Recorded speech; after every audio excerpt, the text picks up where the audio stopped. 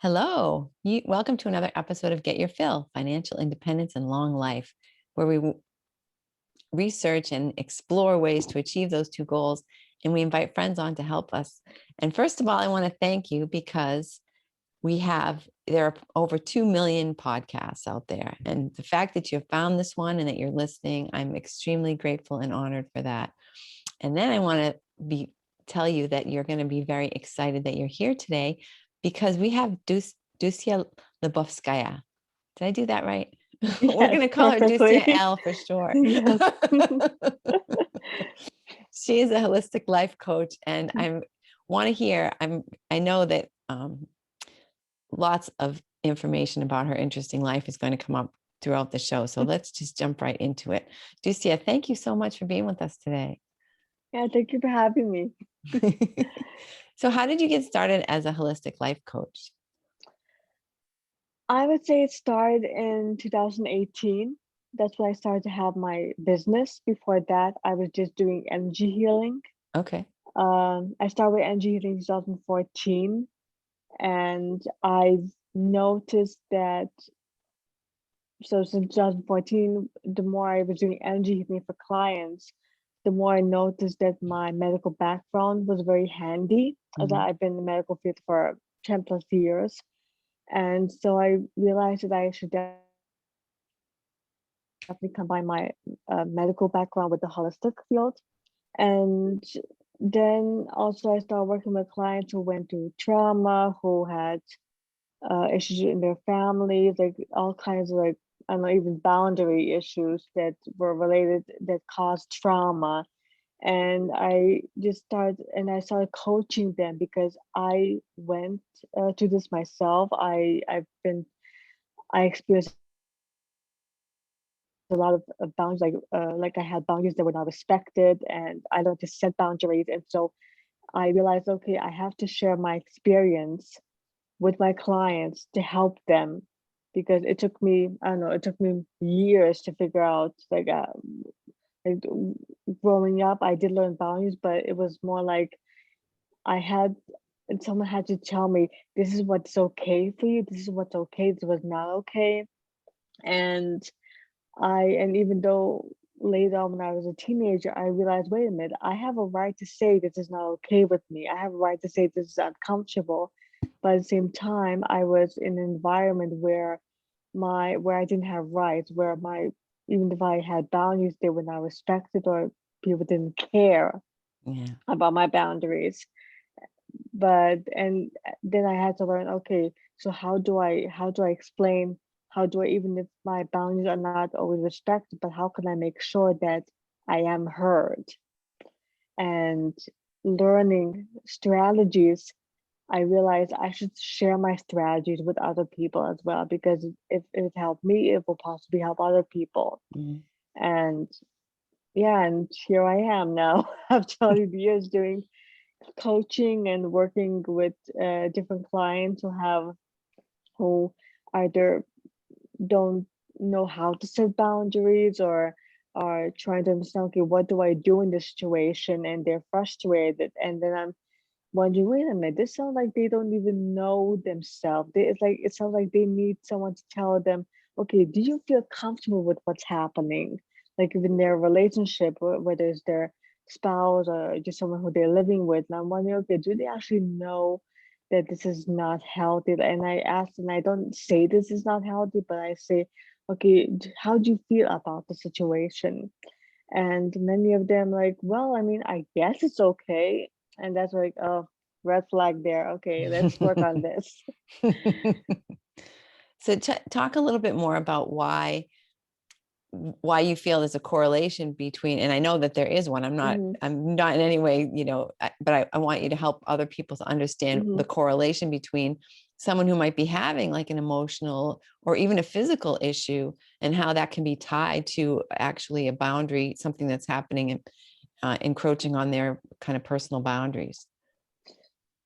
Right. So, for example, in my case, when I grew up, I didn't learn how to say no. Like, even if it was just like like my late father would constantly say, "We're going to have this for dinner," or "We're going to have this," and I didn't learn to say, or he would say, do you still want like he would say, for example, "Do you want chicken for dinner?" And I'm thinking, did I say that I want chicken for dinner? Like, where is this coming from?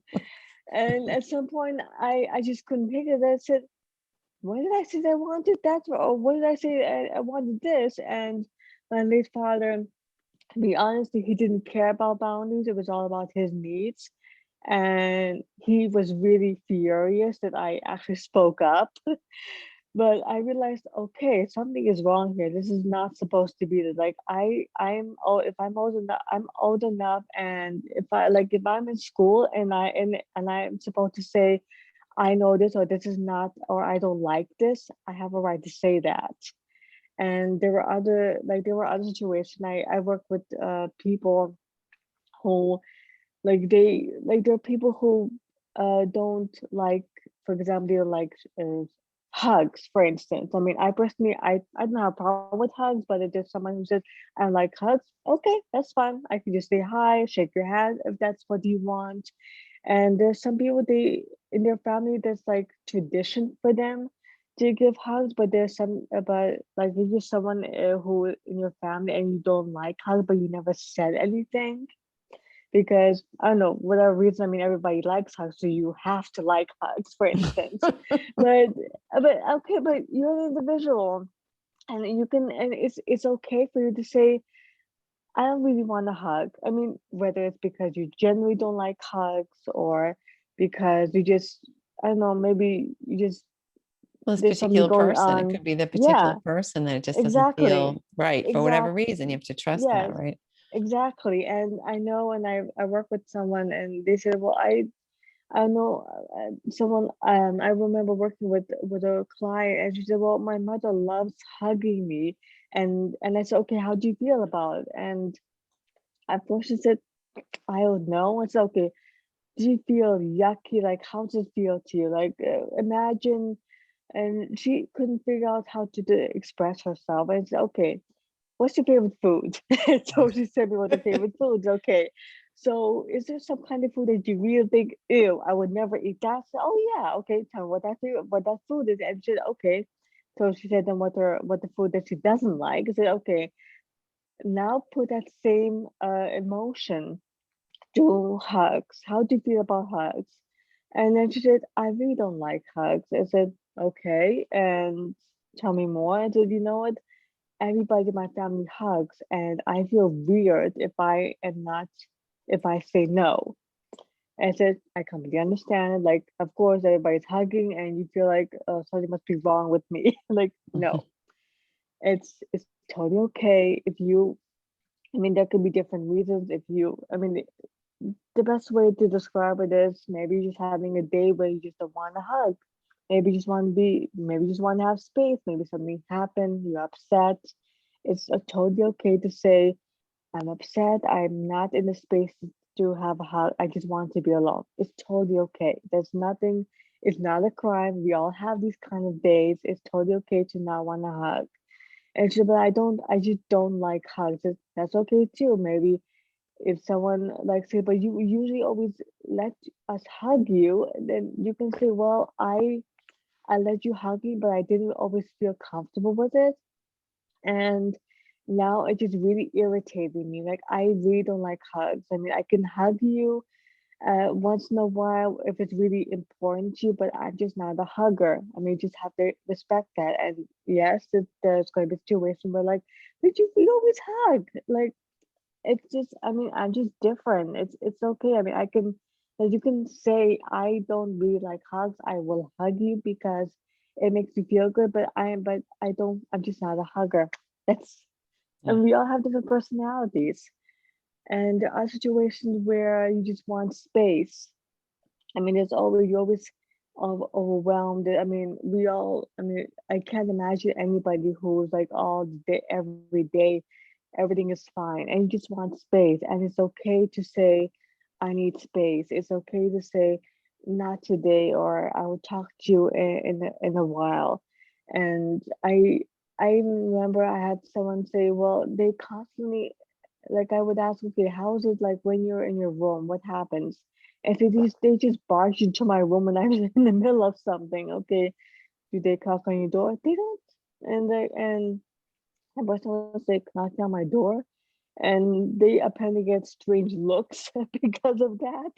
I said, well, I mean, what if you're like, I mean, I don't want to get too personal. What if you don't, maybe you're, I mean, you're not dressed appropriately. I mean, Yeah. happens in your room. And they're like, oh, I didn't think of that. Like, duh. I mean, it just happened. So it's just say, you know what, I am in the middle of something and it helps me. I have to, like, whether you're taking college classes or whether you're coming home from work or whatever situation is, you have a right to ask people to knock on your door. It's completely acceptable. I mean, it's completely acceptable for someone to knock on your door because I mean, if they barge into your room and you're maybe in bed, it's sorry for to get personal, but maybe you're in bed or Yeah. you're doing something, and it's like, I mean, most of us when when some of us like we are in a big family, if we are sharing a room with a sibling or somebody,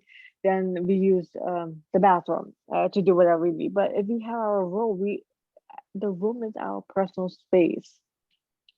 We need to have a space where we can just relax, where we just can get our thoughts together, and where we can just be ourselves, even if it's just for 5 minutes, just to Mhm. get a breather. And it's okay to say, I need space. I had a long day. I will talk to you in a bit. It's totally okay to do that. And I know that now we are in COVID, so we all have to, like, if we're a big family, have to stay at home. But it's again, I mean, I've been through that. It just feels so, it feels like a deja vu to me personally, honestly. Because as I mentioned, my late father, when my late father was around, we had to be at home. This was like, I don't know, 10, 10, 20 years ago. We had to be home. We were not allowed to go out. And I thought, just like in COVID, we can't go out, we can't go anywhere. And it was the same situation. And I had to be with my father 24/7. I had to be Mm. with him, and he didn't respect boundaries. And at some point, I was able to say, okay, well, you can't, okay, Father, I'm going to the bathroom. Are you seriously going to like follow me? Oh, no, no, I'm not going to do that.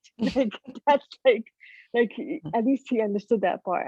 And that's how you do it even now. We are here all together. But if you need your space, you can say, I need to go out to get some fresh air. And you can do that, either say that, or if you're comfortable, you can say you need space, whatever works for you. But you can say, I need to go out to get some fresh air. And if somebody wants to join you can say, I need to be able to think. I need space. There's something that I need to think about. And even if it's someone is like with you and say, well, I can help. I can just take a while. It's okay to say, I appreciate you. I love you dearly. But I'm just having one of those moments where I really need to like um, relax, and it helps me to get some fresh air. And I know, I mean, some family members are going to be like, well, I mean, there's a bunch of people outside, like, it doesn't matter if I'm coming with you or not, they're still going to be there. But still, it's okay to say, I know, but these people are not necessarily going to talk to me, and I just really need the space. I'm just really going through a rough time, and I need to be alone.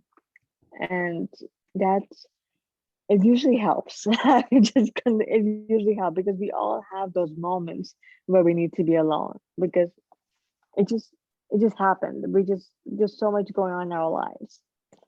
And the same thing with children as well. They need a space. The way children say that they need space is when they don't want to talk to you, or when they're shutting the door. Of course, you're gonna hate it when kids shut the door in front of you, in your face. But it's just their way of saying, I'm really upset. I need time to recover, whatever it is. And that's just your way of thinking, oh, my kid needs space. Okay, I'm gonna let them, and they'll come out when they're ready to talk. Be more, I think, too, for setting boundaries, because what you're talking about is a situation where you need space in that moment.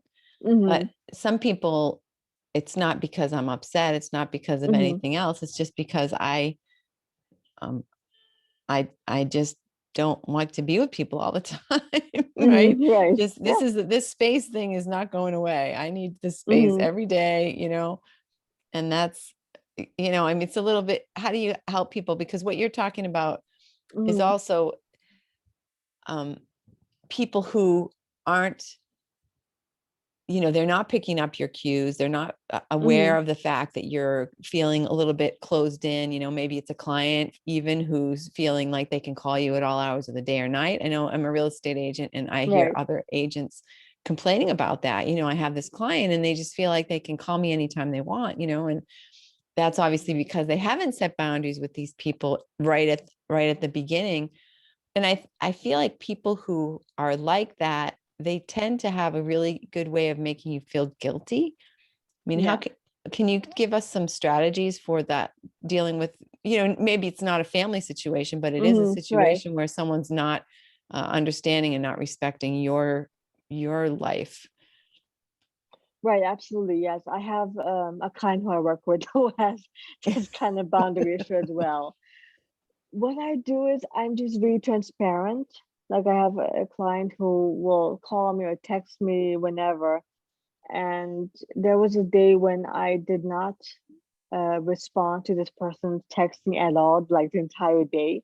And it was not because they were annoying me, it was just because I was just so busy. And so I mean, when I see a text message, I mean, it's not like they are right there in front of me and they say, hey, why are you not talking to me? Yeah. It's a text message and you just happen to be busy and you can explain, sorry, I just saw your text message or I just saw your phone call, and you can be just transparent about it. You can say, I'm sorry, I was just working with other clients, or I have a family and or you can say, this day I'm gonna have time with my family or I'm working with clients.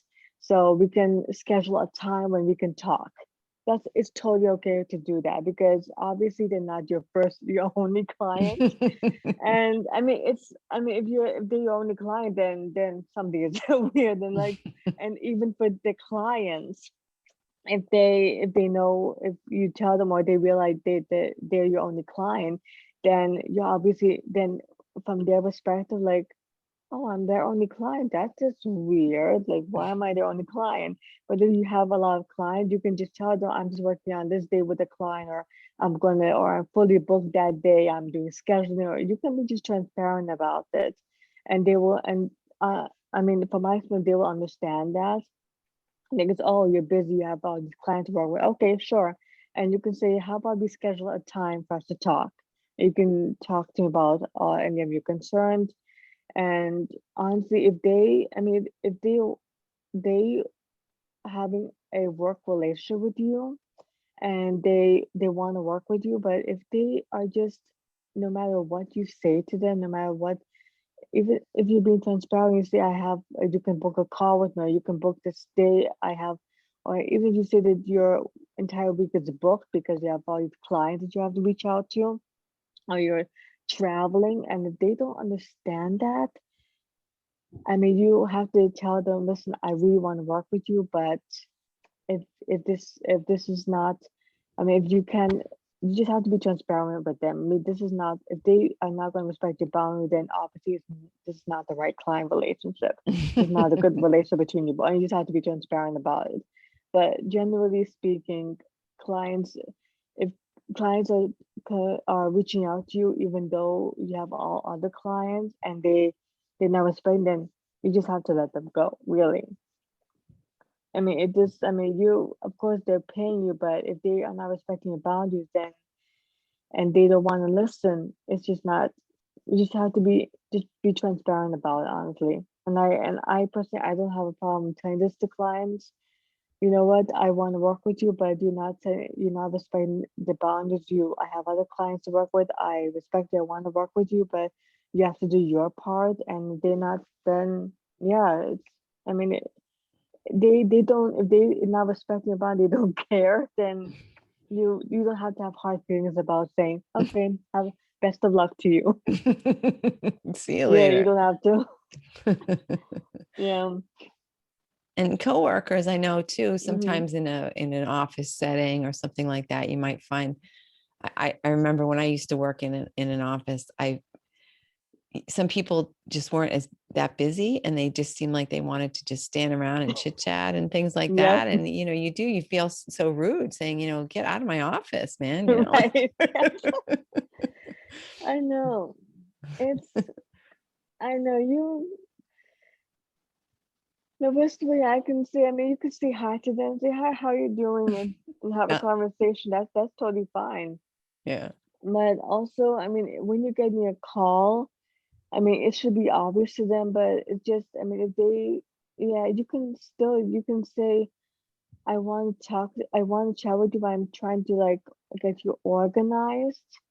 I know there's some people who, I mean, usually people, when you work with them, and I often work like in office environments.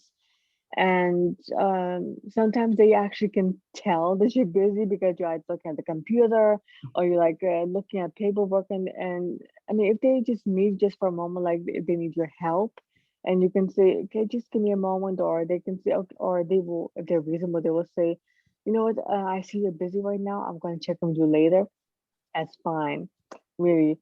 But if they're like just talking to you, and it's totally okay to say, oh my gosh, I'm listening to you right now and I'm doing this. I'm trying to multitask, but there's something about this what I'm doing right now. It's really like, can you check with me in a little bit? Yeah, just be transparent, just communicate that. And just say, I really want to listen to you, but I'm just, oh my gosh, I am so overwhelmed right now. It's not being funny. It can just give me a few minutes and then I'll get back to you. I promise I'll get back to you.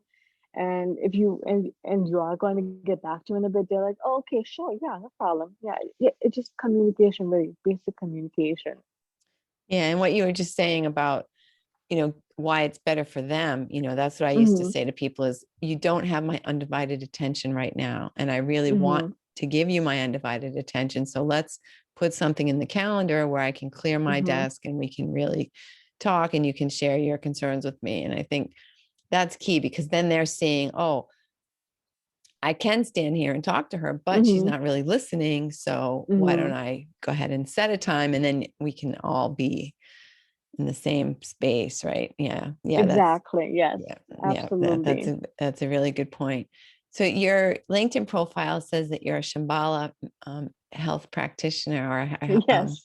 can you talk Pretty talk much. about Yes. that a little bit? Yeah.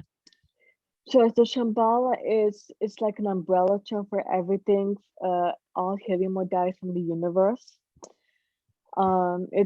It encompasses, so it includes everything like Reiki, shamanism, like every holistic modality that there is. With Shambhala itself, when I do healings, it's more like when people are struggling, but they don't really know what is going on. Like if they're sick, but they don't know why they're sick. In shamanism and slash Shambhala, when you are frustrated, when you have anger issues, when you are depressed, it's like it's in shamanic slash Shambhala world, it's called spiritual disease. Because you just frustrated, like you like you're in a situation where you're getting like hit from all directions, whether it's your family, work, anything that's going on in your life, and you're overwhelmed and you're not feeling well and you can't figure out what it is or why you're not feeling well. You just know you're frustrated, you're upset, you're irritable. And I mean, you could go to a doctor to get checked out, but again, it's like you don't have time to go to a doctor, or you don't even know what to say. Like you can say, I'm irritable, I don't know what's going on with me. I don't know what it is. And with Shambhala, it's like a healing modality that I offer to people, and it just helps release all the emotions that you have. It helps you release all the emotions. And after release of the emotion, you're finally able to think clearly. and realize, oh, I'm going through this because of work. You're able to think more clearly about what's going on in your life and what's causing you to feel the way you're feeling.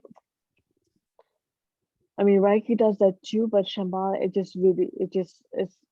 everything is all together, everything universally. It's universal love, basically. Yeah. So how does it, I know it's sometimes when you read about Shambhala, they talk about Mhm. Reiki. How does it differ, or why are they even linked? So Reiki is generally it's also a healing modality. It's a sorry, it's a Japanese healing modality, and Reiki is, I mean, it helps with relaxation and health issues. I would say the difference is that Shambhala is a universal love, Reiki as well, but Reiki is more, it's more like relaxation purpose. Why? It more relaxes your body because whenever we have an ailment, whether it's physical, emotional, or whatever, our our physical ailments are manifested through our emotional. Like when we have a lot of stress, for instance, stress, when you're not addressing the stress, it turns into physical ailments. And also about not having boundaries can also cause that. When you're not having boundaries, when you don't know what boundaries, when you don't know yourself, when you don't know what feels right to you and what not, it causes stress. It causes stress to your body, which then turns into physical ailments. It can be anything from heart issues, digestive issues, migraines. It could be anything. And Reiki releases like it removes all the toxins from your body because all the stress that you go through, any stress related trauma, stress, whatever, it it's like toxins in your body. And although you can't see it, but you can feel it, like the negative energy wise. And so it releases all the toxins.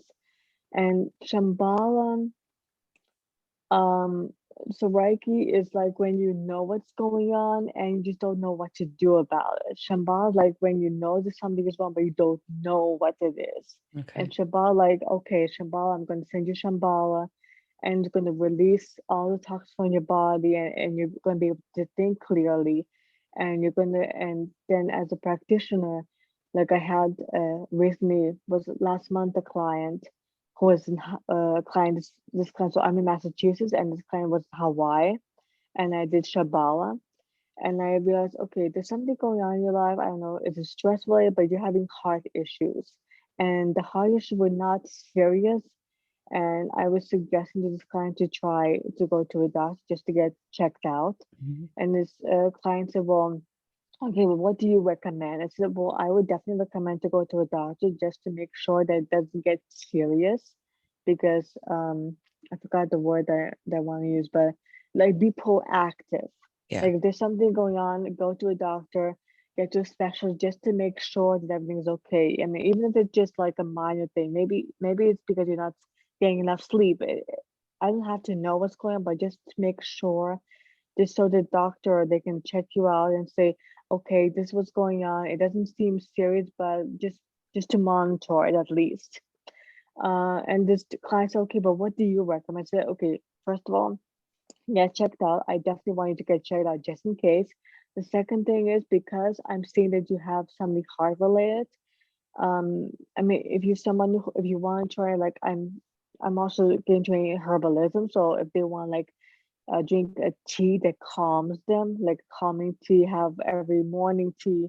Like there's certain teas that help your heart, calm your heart down because like either you're stressed because like if you're someone who does a lot of jogging, still you need to moderate it. Like your heart is, you have a strong heart, but every everything in life needs a happy medium. So drink some calming tea that will help you and I said, I definitely recommend it, but please go to a doctor because the doctor can monitor your heart. They can have all this medical stuff and they can say, okay, yeah, your heart, it looks weird, but let's just make sure. Because as Shambhala practitioner, I can help you do some healing, but I personally believe in combining holistic with medical. Mhm. I personally believe that they go hand in hand. Like the Shambhala, it helps you calm your mind and body and soul. The medical part, it can do the rest, or vice versa. I don't like it when people say, "Oh, you just need Reiki, you just need Shambhala." Please don't do that. Like if people say that, but I know doctors say, "Well, you just need medication." Medication has its limits as well. Medication has a limit as side effects. Shambhala, Reiki, they don't have any side effects at all.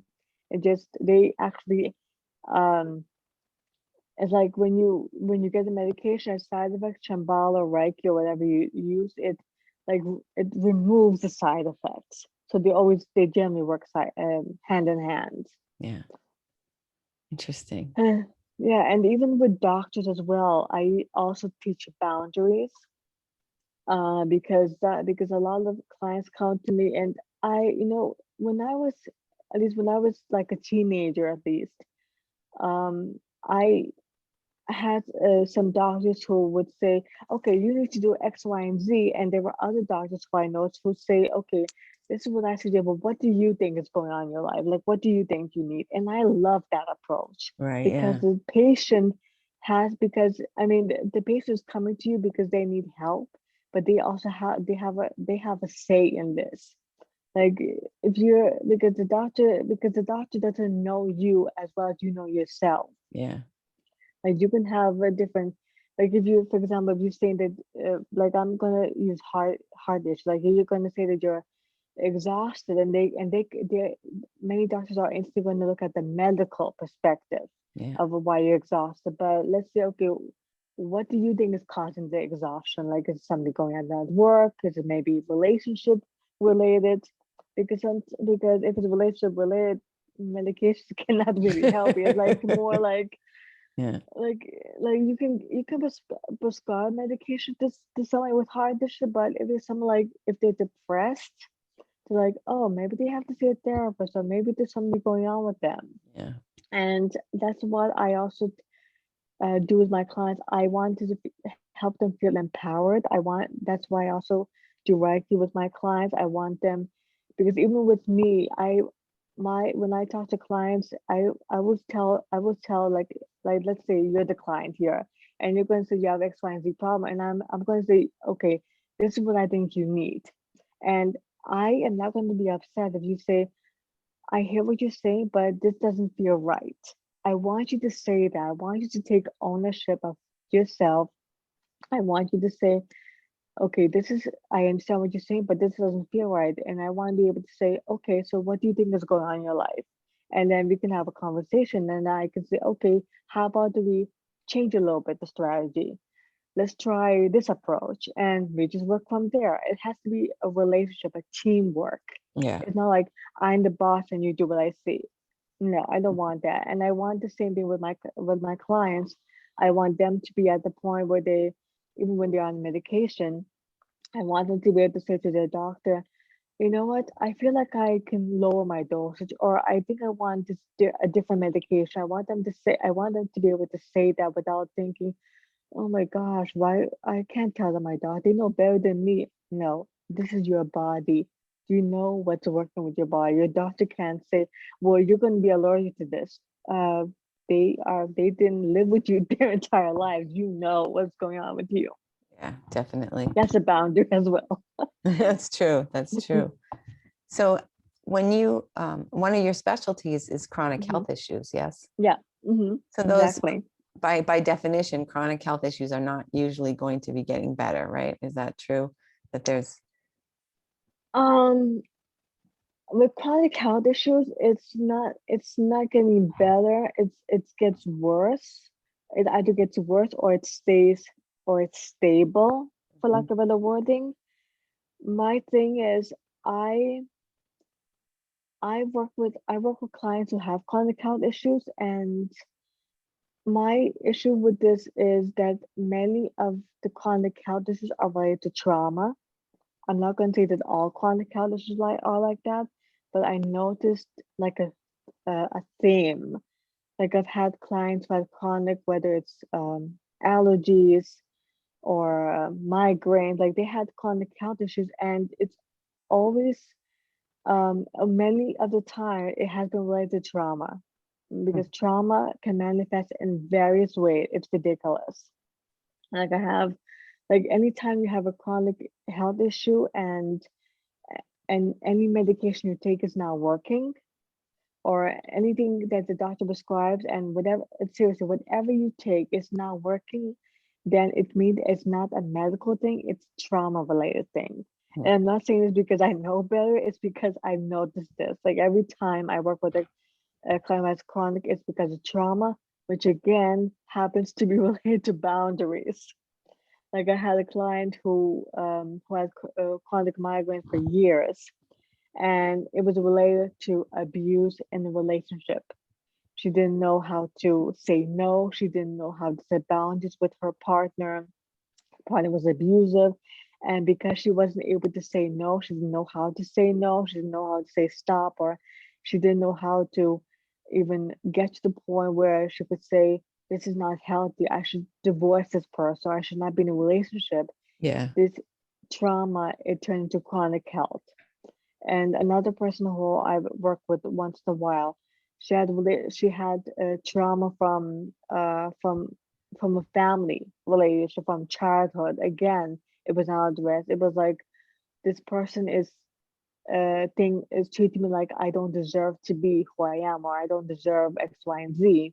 And instead of saying this is not okay, or this is not okay, or please stop treating me like this, why or why don't you love me? It manifested in a chronic health issue. And after at least one session with me, and I'm not saying this that I'm not saying that I'm fantastic. It just so Okay happened to say that. that It's okay to I say don't you're like doing fantastic. I just like doing I the way I look at this, I'm just like the mediator between my clients and higher source, or universal love, or Reiki. Mhm. And my experience has been, after at least one session, their symptoms improve after at least one session. And I do all these patients I work with. It's actually all remote work that I've been doing. One has been living, I think she lives in New York. I don't remember. But I work with, seriously, I work with clients all over the world. But generally, after at least one session, there has been an improvement. It's either they either realize, like even after the session, I have a conversation with them and say, okay, this is what I'm sensing. And they say, yes, exactly. Like I just sense what is going on. Like, is there like how, like, did you feel love? What was your relationship with your family? Was there any time when you didn't feel heard? Which is also a part of boundary. Like when you don't feel heard, when someone's just constantly talking at you and not taking you seriously or not respecting your need, that's a boundary problem. Yeah. And that was manifested in a chronic health problem. And their issues improved. Like since I had this client with chronic migraine. She had this since she was a teenager. Now she also not to be my mother, but anyways, she went into a neurologist to figure out what happened. And the doctors, only some doctors who actually respect holistic modalities, they're like, you should keep doing. I don't know what this is, but it's working. And there's others like, and there are others who are going to say, I have no idea. It just, I don't know what's going on with you. Like, you don't know, but it's working. It's working. And some of my, and this one of my clients realized, oh, wait a minute, I had also allergies, like food allergies. Say, okay, have you tried going to get the food allergy tested? And my client would say, should I? I said, this is your body. Your body is telling you what to do. Right. I mean, I could do all kinds of healing modalities on you. I could like do 5 different healing modalities. Your doctors could prescribe to you any medication that comes to their mind. Your body, whenever your body is responding with illness or anything that your body responding to, that's your body saying, this has to stop. We need help. Please stop this. Mhm. And mostly it's because of some kind of boundary that's being broken. It's Yeah. it's crazy. Interesting. And Yeah. then It's funny how yeah. it does all, it comes back to that, is just being true to yourself and being honest with yourself and with others. Right. Absolutely. Yes. Interesting. So, how can we be sure? I mean, outside of, sometimes we might argue with ourselves and say, oh, Mm-hmm. it's okay that this person's doing this, right? How can we be sure, or what kind of signs are there that our boundaries are being crossed and that we need to put a line in the sand and to say, you need to stop or you need to change or whatever? Yeah, I practice this. I coach with my clients to this as well. However, the basic signs are, it can be anything, anything that happens to you right shortly after this negative exchange, for lack of better wording. Like anytime after you have this, uh, anytime when your boundaries are being broken, anytime when someone talking to who you don't feel comfortable with, you either get nauseous, digestive issues, you feel discomfort that you can't explain, you get irritable, anxiety. Anything that happens shortly after this exchange that you have with the person, that's a sign that your body's saying, this person is not good for me. I need help. This is not okay. So it's not even your mind. You don't have to, there's not like a logical thing that's happening. You Mm, actually can just tune into your body, and your body is going to tell you exactly. in a physical way. Exactly. And people often, I know, I mean, I went through this myself. My late father, he was abusive. And even nowadays, people say, well, I mean, if that person didn't hit you, then there's nothing wrong. Wrong. No, it doesn't matter if the abuse was physical or mental or emotional. If you feel unworthy, if you're feeling like, why am I alive? Why I want to die, or I shouldn't, or I don't, or why do people even love me? If you have any of these negative thoughts right after someone, or right after you're with somebody or with a group of people who make you feel that way, that's, I mean, whether people consider this abuse or not, but that's already mental or emotional. That's not okay. Yeah. And I coach my clients to understand this, to to pay attention to those signs. And they say, well, I'm around wrong people.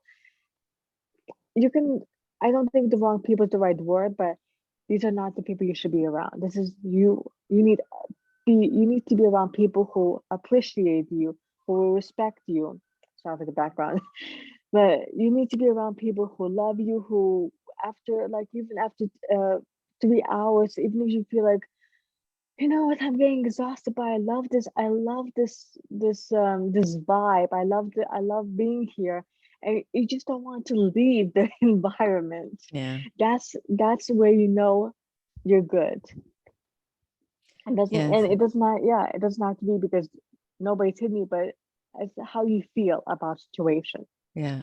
It's true. When you spend time with people who feed your soul, you Mm-hmm. just feel, when you leave, you just feel, wow, elated. Yes. And you think, oh my goodness, I just had this fantastic conversation and I learned something and I Yeah. felt great vibes. And you even can Exactly. sometimes feel that when you walk into a room, you're like, oh Yep. wow, Mm-hmm. there's so much positive energy here. And it Yeah. is, but Exactly. especially in the beginning, right? It's a conscious effort Mm-hmm. to make sure that you are surrounding yourself with those people, because that maybe isn't your norm, right? From before, maybe you were surrounding yourself with people who are more negative and who were, like Right. you say, critical, or bringing Mm-hmm. out, seeing only your worst side and bringing out negativity. And once you can switch that around and say, Mm-hmm. so I'm very curious. I've always wondered about this remote healing. I mean, when I've Mm-hmm. had Reiki, even though they didn't actually touch me, they were right in the vicinity of my body, Yeah. like, Mm-hmm. within what you might call your aura, or your, Right. energy that you would give off. But how can you Yeah. do that when you're physically distant from someone? I know this sounds weird.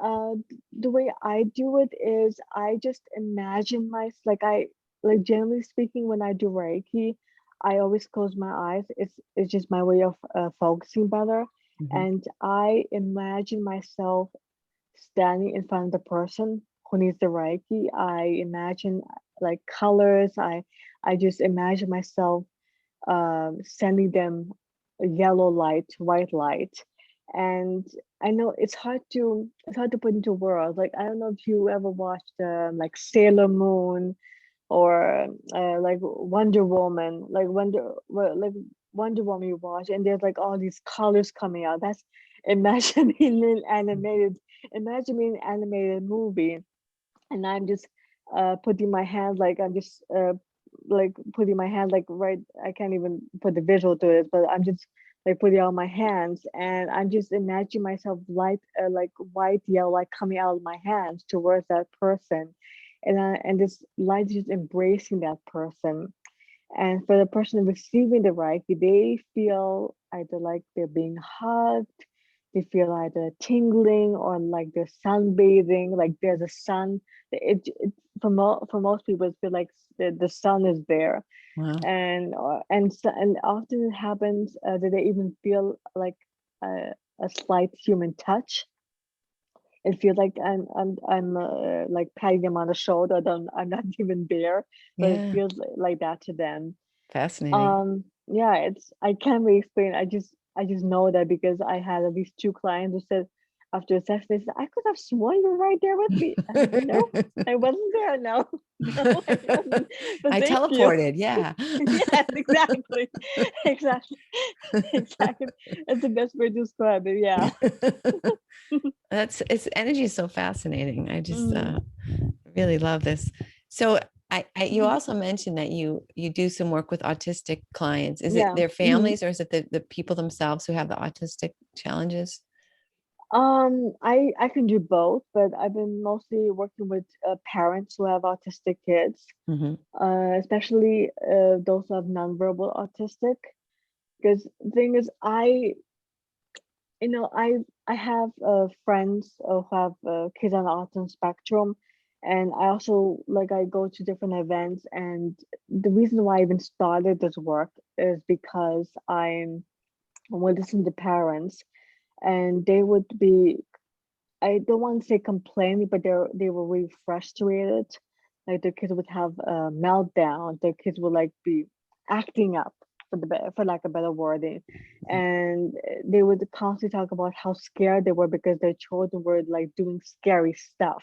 Yeah, yeah. And I'm not going to go into the graphics here, but I would listen to them, and they would, I mean, they would talk about some kind of therapy that their kids were doing, and I would be just listening to this, and sometimes they would say like they want to have a conversation with their kids and they don't know what to do, and I would ask them, does your kid hug you? And and sometimes I would get, they would look at me like, what do you mean? And I realized, so here's two things that come to my mind.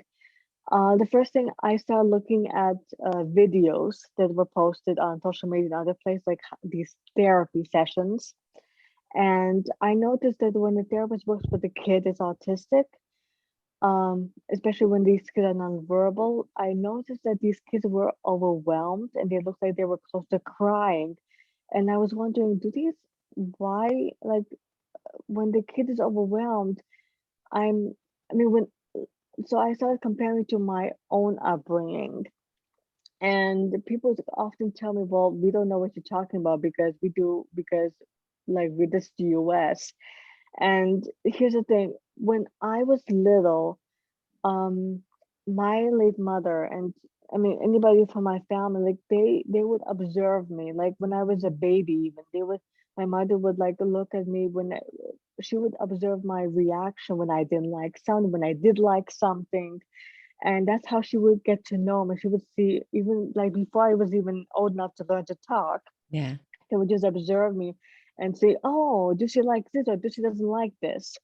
And I have the sense that that's the strategy you should be using with nonverbal kids. Like they are using their body language to express when they are not okay.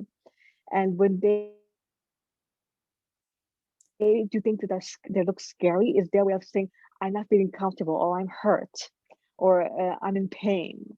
And when they're having meltdowns, it's because they something in their brain, they're not able to say no, and they are not able to say, I don't like this, I don't feel comfortable. Like they are not able to, they are not learning boundaries because Yeah. they're not understood. Basically, they're just not understood. Children, the little child, they learn to say no, or I hate you, or something like that. So Yeah. oh, my kid, oh, okay, my kid is angry. Right. Or they're going to say their stomach hurt, which means they're having anxiety. But if they're not able to talk, they're trying to use their body language. And they're like, but I'm feeling like that can't even explain what they're feeling. They don't Yeah. have the verbal. So just observing. So what I do generally is I observe the kid. How is the kid reacting with the parents? How I just look at their interaction, and then I will say, I noticed this and this, and they say, have you noticed this? And they will like listen to me, and I would say, how about you try this? Or even I would even talk to the kid, and I if I don't even, this sounds maybe odd, but I don't take anything personal. Like if a kid is not going to look at me, I still know that the kid is listening. The kid is listening, they are distracted. Children are easily distracted. I mean, that's like their nature. So I'm just gonna listen to the kid. I'm just gonna talk to the kid, treat them like I pretend that they understand what I'm saying. And even if the kid is not looking at me, but I know that they're paying attention, because I'm just going to like hand them something. And if they are like responded by with a gesture, I know that they understand me. They're just unable to communicate it the way normal, quote unquote. Yeah. And so I just help parents, and I say, okay, if your kid does this, try X, Y, and Z. I just give them like strategies. Hmm. And interestingly, although kids are nonverbal, they understand everything around them. Like even when they're like rocking back and forth, they're autistic, so they're very sensitive to their environment.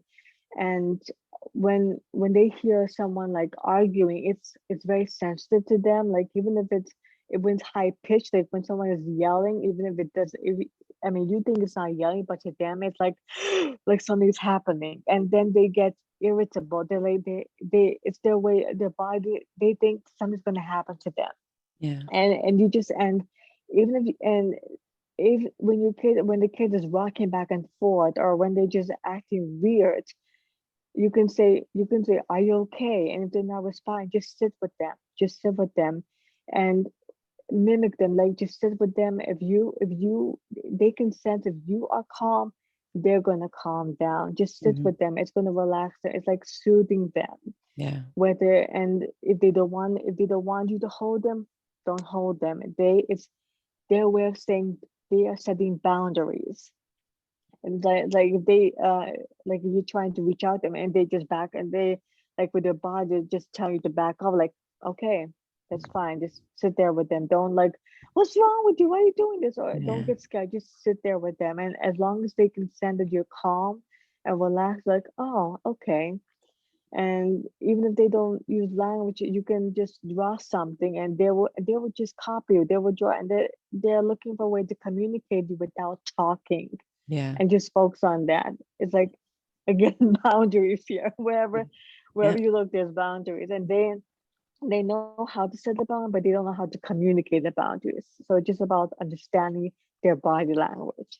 Yeah. So you're helping the parents to Hmm. use helping them to understand better how to communicate with the child without words. Because I'm Exactly. sure it's daunting as a parent, right? When your child Hmm. isn't communicating with you in, as you say, the quote traditional way, that they Right. must be very disconcerting. And you feel like, does the child love me? Or am I doing the right thing Exactly. for this child? Yeah. Yeah. Hmm. Oh, that must be a big relief to them to have those Yeah. tools. Absolutely. And seriously, and sometimes these kids, when they finally, when someone is responding to how they react, like showing understanding, then sometimes they actually approach you in a way that you want them to approach you. Like they will suddenly say, I love you, or mama, or something like that. Yeah. And then that's definitely a sign like, okay, like this child is saying, you understand me, now I understand you. Like finally there's like a connection. Right. You give a little first and then they Hmm. can sort of come back your way. Yeah. Excellent. Dusy, it's been so great talking with you. I can't believe that our hour is already up. It's just flown by. I really can't believe it. But thank you so much for joining us today. And Absolutely.